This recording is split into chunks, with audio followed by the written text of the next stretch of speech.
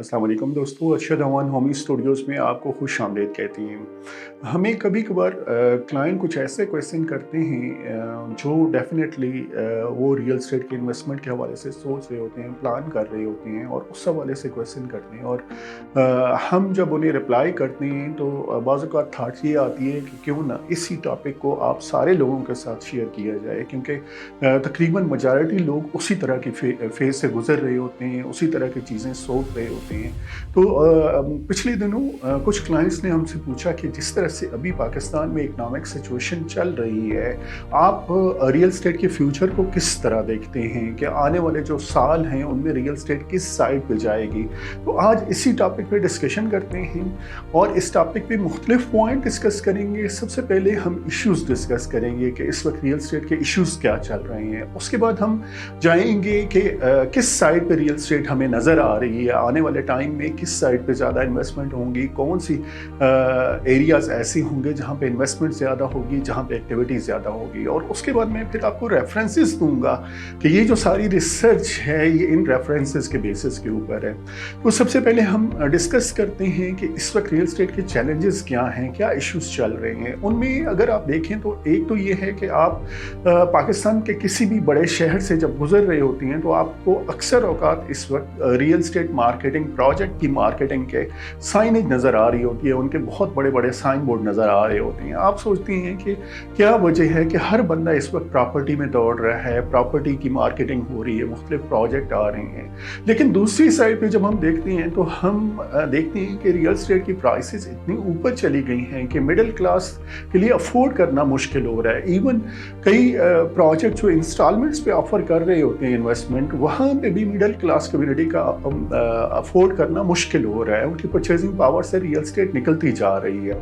फिर आप देख रही होती हैं कि कई एग्रीकल्चर लैंड हमारी वो सोसाइटीज़ में सम होती जा रही है, कई सोसाइटीज़ नई बन रही हैं और वो लैंड की कटिंग करते करते हमारी एग्रीकल्चर लैंड को ख़त्म कर रही है, और जिसकी वजह से ना सिर्फ एग्रीकल्चर जो प्रोडक्शन है वो आने वाले टाइम में कम होती नज़र आ रही है, बल्कि उसकी प्राइसेस बहुत बढ़ना शुरू हो गई हैं।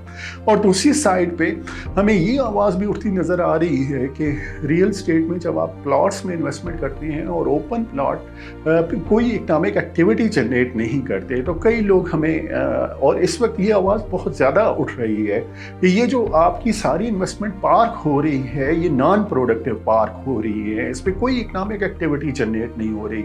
मसलन अगर आप देखते हैं तो पिछले 6 महीनों में कई नई हाउसिंग सोसाइटीज़ आई हैं और उन्होंने मार्केट से बहुत अच्छा फाइनेंस इकट्ठा किया है, बहुत अच्छे फंड्स इकट्ठे किए। अब वो फंड्स कहाँ पे गए हैं, कौन सी एक्टिविटी में लगे हैं, वो सिर्फ और सिर्फ जाके ओपन लैंड में पार्क हो गए हैं, तो वो कोई इकनॉमिक एक्टिविटी नहीं जनरेट कर रहे। ये इस वक्त के चैलेंजेस डिस्कस हो रहे हैं ओवरऑल रियल एस्टेट के हवाले से। अब हम देखते हैं कि आने वाले टाइम में हम किस साइड पे रियल एस्टेट को देख रहे हैं और उस इन्वेस्टमेंट किस साइड पे होंगी, गवर्नमेंट की पॉलिसीज किस साइड पे होंगी। अगर आप इस सारे इशू को देखें और जिस तरह से मुख्तलिफ प्लेटफॉर्म के ऊपर आवाज़ उठ रही है कि हमारी जो सारी इन्वेस्टमेंट है वो इस वक्त प्रॉपर्टी में जा रही है, हर बंदा कोशिश कर रहा है प्रॉपर्टी का कोई प्रोजेक्ट कर लिया जाए, कोई हाउसिंग सोसाइटी लॉन्च कर दी जाए, लेकिन ये इन्वेस्टमेंट नॉन प्रोडक्टिव एक्टिविटी में जाके पार्क हो रही है, तो इसको कहीं प्रोडक्टिव एक्टिविटी में जाना चाहिए। तो कुछ लोग ये कह रहे हैं कि हमें हाउसिंग और प्रॉपर्टी से लोगों को इन्वेस्टमेंट कहीं और किसी दूसरे सेक्टर में लेके जानी चाहिए, जैसे मैन्युफैक्चरिंग है, जैसे एक्सपोर्ट्स है, जैसे एनर्जी है। तो उस हवाले से कि क्योंकि जिस इकनॉमिक सिचुएशन से इस वक्त हमारा मुल्क गुजर रहा है और उसका सबसे बड़ा जो इम्पैक्ट आ रहा है वो बैलेंस ऑफ पेमेंट के हवाले से आ रहा है कि हमारे जो एनर्जी की पॉलिसी थी वो इतनी ख़राब रही है कि हमें ऑयल इंपोर्ट करना पड़ रहा है अपनी एनर्जी प्रोडक्शन के हवाले से।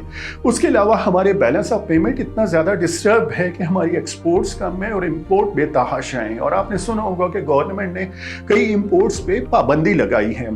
तो उस हवाले से डिस्कशन हो रही है कि जो इन्वेस्टमेंट यहाँ पे नॉन प्रोडक्टिव में आके पार्क हो रही है, इस इन्वेस्टमेंट को दूसरी इंडस्ट्री में जाना चाहिए ताकि कोई इकनॉमिक एक्टिविटी जनरेट हो, लोगों को रोज़गार मिले, आपकी प्रोडक्ट हो, आपकी एक्सपोर्ट्स बढ़े।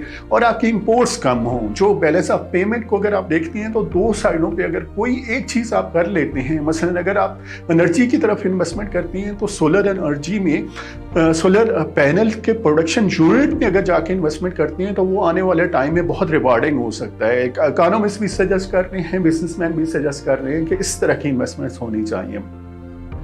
दूसरा जो रियल स्टेट के हवाले से फ्यूचर में अपॉर्चुनिटीज़ नज़र आ रही हैं वो आ रही हैं छोटे कमर्शियल के प्रोजेक्ट, छोटे हाई राइज रेजिडेंशियल प्रोजेक्ट जैसे G+5 है, G+7 है, उनमें हमें इन्वेस्टमेंट होती नज़र आ रही हैं। और गवर्नमेंट भी इनकरेज करेगी कि आप इस एरिया में जाके इन्वेस्टमेंट करें, क्योंकि इससे एक तो कंस्ट्रक्शन एक्टिविटी बढ़ेगी। कंस्ट्रक्शन एक्टिविटी अगर आपकी बढ़ती है तो आप उसके साथ साथ कई अलाइड इंडस्ट्रीज होती हैं जो जिनमें एक्टिविटी बढ़ रही होती है, जिनमें प्रोडक्शन हो रही होती है, जिनमें लोगों को रोजगार मिल रहा होता है। तो कंस्ट्रक्शन के हवाले से एक्टिविटी हमें होती नजर आ रही है। कई नए डेवलपर जो रेजिडेंशियल यूनिट बना सकती हों लो बजट और मिडिल क्लास के लिए, उनके लिए अपॉर्चुनिटी नजर आ रही है। वहाँ पे इन्वेस्टमेंट होती हमें नजर आ रही है। हमें 3 मरला के घरों में इन्वेस्टमेंट होती नजर आ रही है और उनकी डिमांड बहुत नजर आ रही है कि अगर आप अफोर्डेबल हाउसिंग पे जाके इन्वेस्टमेंट करते हैं और कहीं पे कोई आप एक ऐसी लोकेशन सेलेक्ट करते हैं जो मेन सिटी सेंटर से करीब भी होती है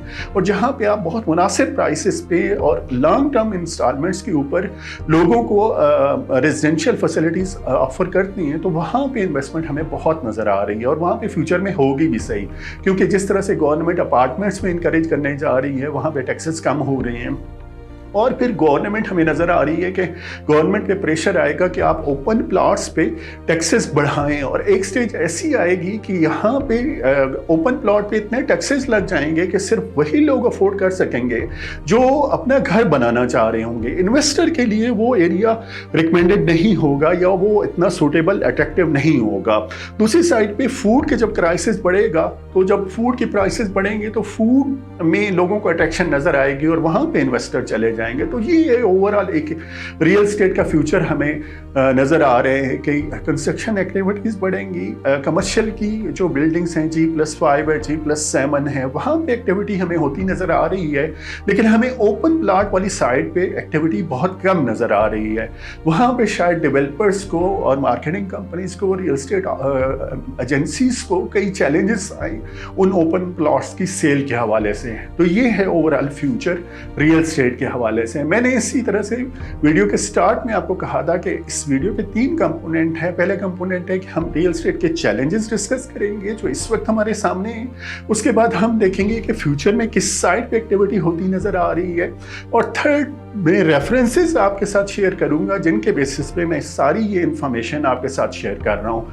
तो वो रेफरेंसेस हैं, आतिफ मियाँ साहब का आपने नाम सुना होगा, एक दफ़ा पीटीआई की गवर्नमेंट में फाइनेंस मिनिस्टर भी बनने लगे थे।